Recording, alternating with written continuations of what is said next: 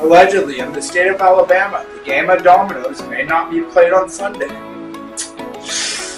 Section 13A-12-1, certain acts prohibited on Sunday.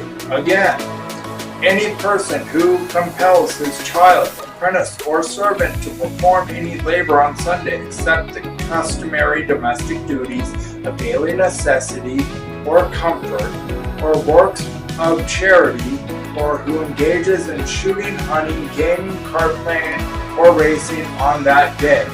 This is just a rehash of Alabama Stupid Law number 2 about what actions are allowed and banned, as 36 was a rehash of 12. I believe it to be for religious reasons, for as the First Amendment reads, Congress shall make no law respecting an establishment of religion or prohibiting the free exercise thereof.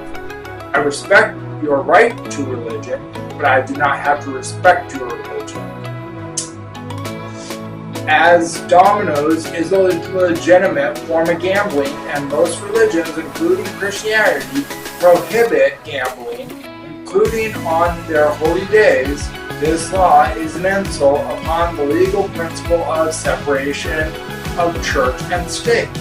Therefore, an assault of the U.S. Constitution, therefore legally invalid as constitutional law, supersedes state, country, and or city law. The establishment of this law just goes to show the stupidity and ignorance of religious and or extremist U.S. American society. I will try my best to make these laws sound as ubiquitously stupid as possible. My name is Vincent Dunlap, and I'm reporting the most stupid and dumb laws in the United States, allegedly accused but not proven, questionably true.